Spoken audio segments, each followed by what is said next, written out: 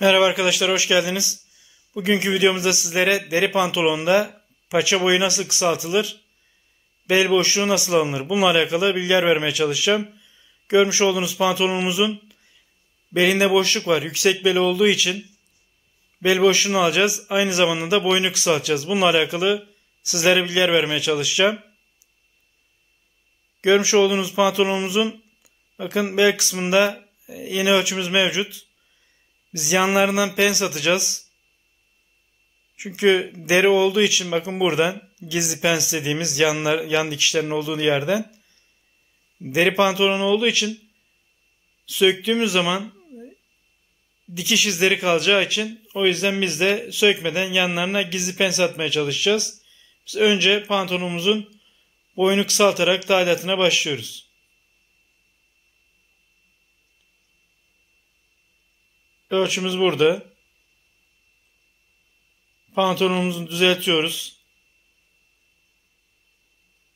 Eşitleyerek uzun kısa olmaması için.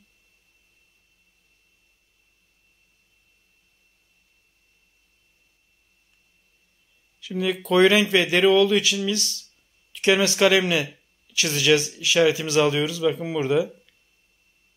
İğnemizi çıkarıyoruz.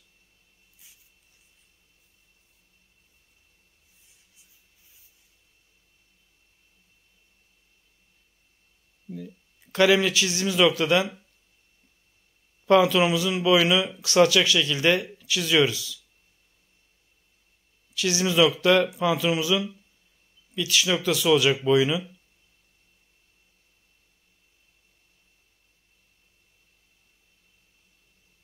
Şimdi katlama payını vererek kesiyoruz pantolonumuzun paçasını.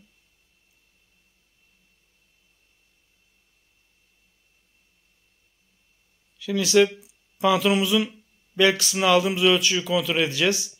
Ve ona göre yanlarına pens atacağız.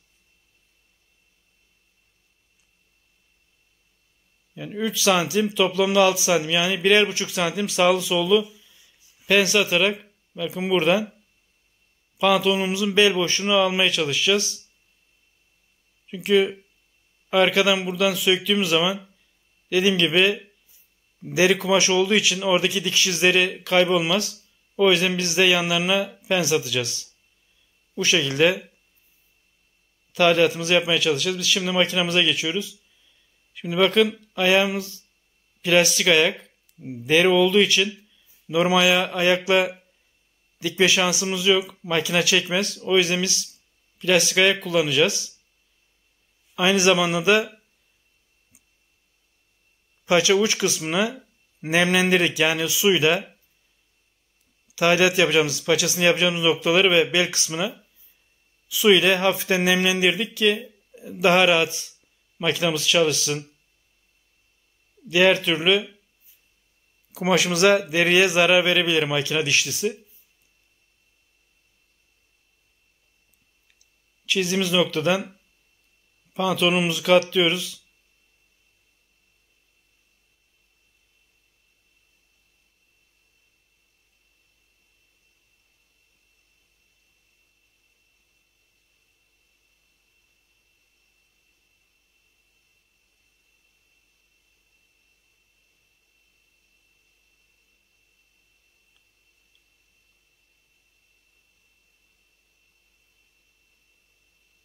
İp ayarımızı ve dikiş adım ayarımızı da ayarladık.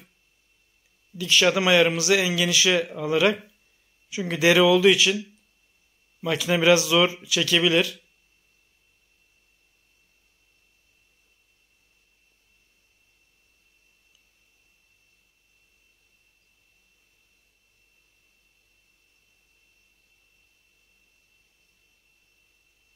Bu şekilde paçamızın bir tanesini yaptık. Şimdi diğer paçamızı da aynı şekilde yapacağız.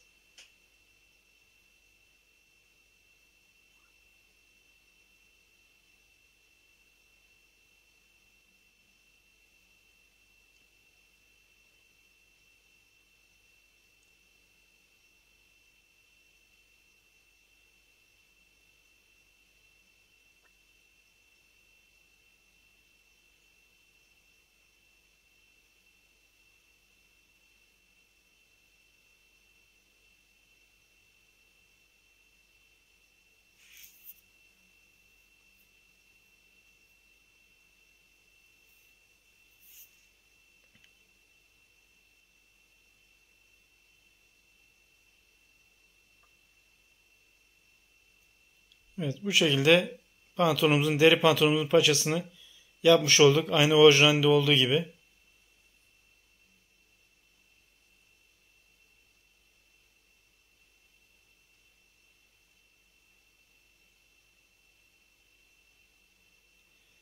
Şimdi ise pantolonumuzun belindeki ölçüyü kontrol edeceğiz tekrar makinemizde.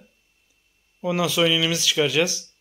Bakın bu şekilde dediğim gibi 3 santim biz 2'ye katladığımız zaman 1,5 santim genişliğinde her iki yana da 1,5 santim pens attığımız zaman aldığımız ölçüyü karşılamış olacağız. Bakın buradan o cebimizin köşesindeki metalin olduğu noktada sıfırlayacağız.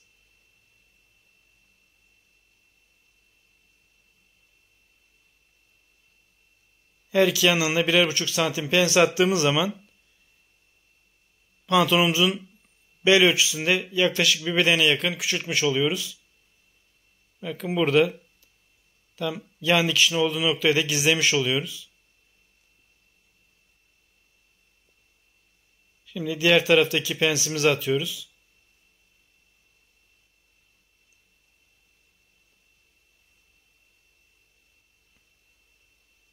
Bakın her iki tarafa da pensimizi atmış oldum.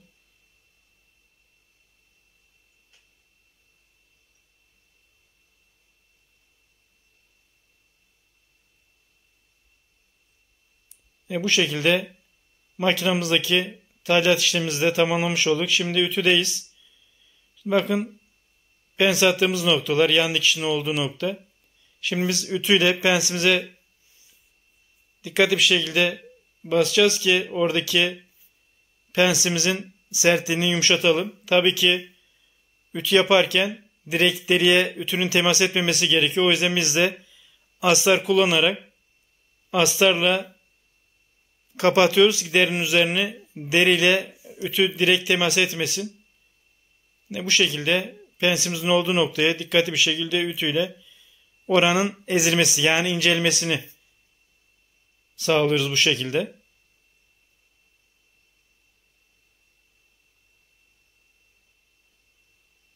Her iki pensimize de önce iç kısımdan pantolonun içte kalan kısmından pense ütü basıyoruz.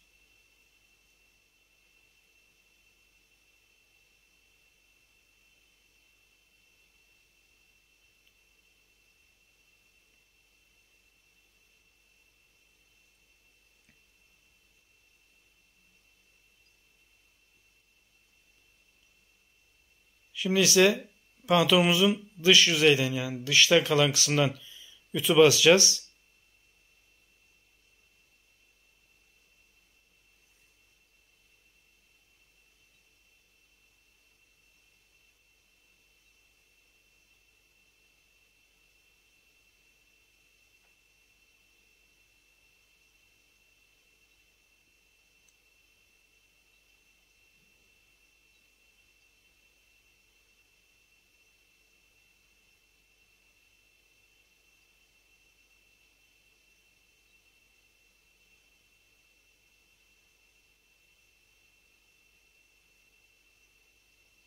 Evet bakın bu şekilde ütülemiş olduk.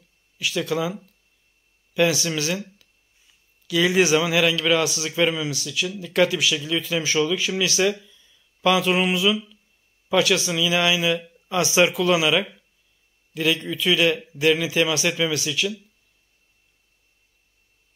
bu şekilde önlem alıyoruz ve paçayı da dikkatli bir şekilde ütülüyoruz.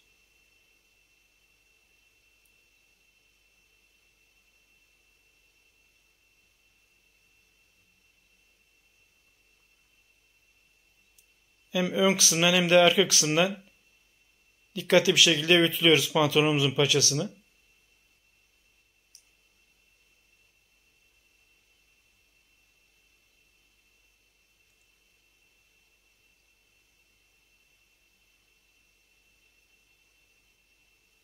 Bakın bu şekilde iç kısmını bu şekilde tek kat kullanmış olduk içe katlayarak. Temiz dediğim şekilde yapmadık. Çift kat olmuş olsaydı pantolonumuz hem dikişi düzgün olmazdı hem de kalın olurdu. Paçada dönüklük olabilirdi. O yüzden Aynı orijinalindeki gibi tek kat katlamış olduk paçasını içeriye.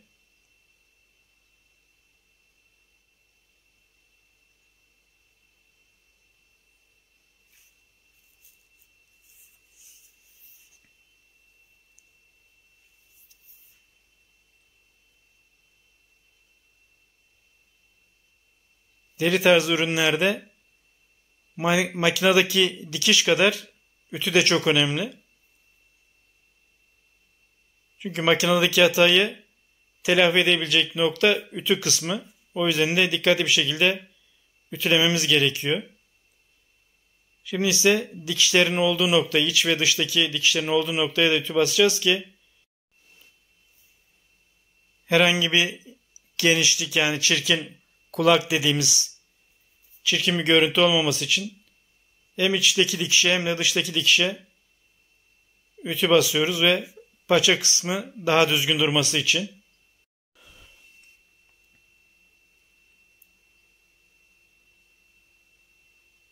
Evet arkadaşlar, deri pantolonumuzun ütüdeki işlemini de öncelikle yanlarına atmış olduğumuz pensi ütüledik. Sonra ise pantolonumuzun paçasını astar parçası kullanarak ütüleyerek ütüdeki işlemimizi de bu şekilde tamamlamış oluyoruz.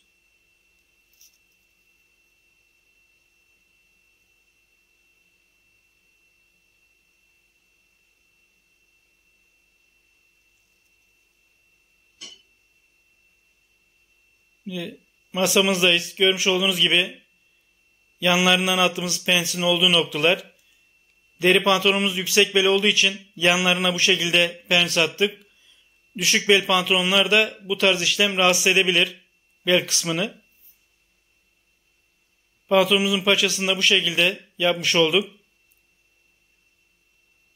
Umarım yapmış olduğumuz tadilat işlemi ve çekmiş olduğumuz video sizlerin de hoşuna gitmiştir. Lütfen bizleri izlemeye, bizleri desteklemeye devam edin.